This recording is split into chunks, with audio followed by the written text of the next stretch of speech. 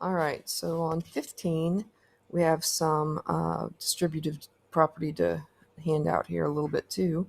We take the 3 times the a and the 3 times the 1. So we get 3a plus 3, and then don't forget we have the minus 5 back here. That minus 5 does not get multiplied times that 3.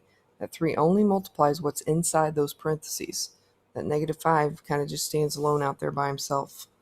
All right, equals 2a minus 2. Now, we can combine these two now that we have the distribution done. Okay, so 3a, there's no other a's on the left, so we're going to leave it as 3a. And then positive 3 minus 5 gives us a negative 2 equals 2a minus 2. Let's go ahead and subtract 2a from both sides. Leaves me with just a on this side, right? And then minus 2 equals negative 2. So I add 2 to both sides, and it's going to cancel those 2's out. But you know what? It's going to cancel those 2's out also. So we have a left on this side, but 0 left on that side. So a is 0. Okay. All right. Let's scoot on up here. Oh, these are your fun ones. You guys like these a whole lot. All right, so on these, again, read them slowly and break them up into little pieces. And just think about what it says. It says negative 9. So negative 9 times, what's that mean? It means multiply, right? Well, not x. Let's not use x. Okay, because then it looks like a variable.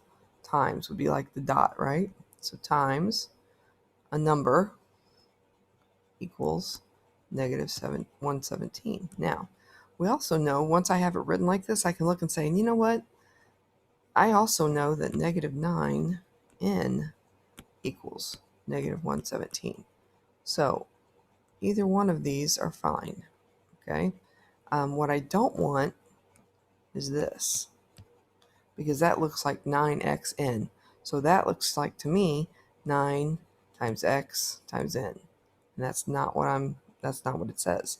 So try to get away from using the x as a multiplication sign, especially when you're doing these word problems, because then it looks like another variable. So try to use the dot, or if you put a number and a letter next to each other, that means multiplication, or 2 letters next to each other means multiplication.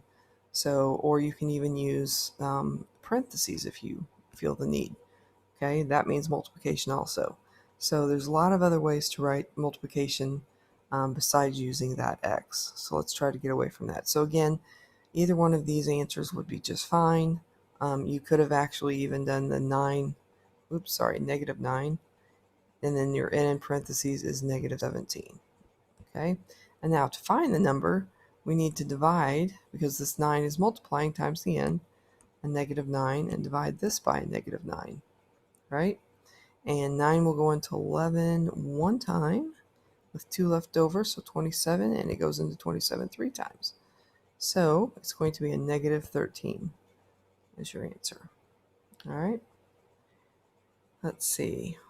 On this one, 12 less than. This is what you have to watch right here. It's 12 less than twice a number. Okay, so you're going to take 12 away from something. Because if I'm 10 years less than you, you're going to take 10 away from whatever you are to find out what my age is. So it's saying that it's 12 less than twice a number.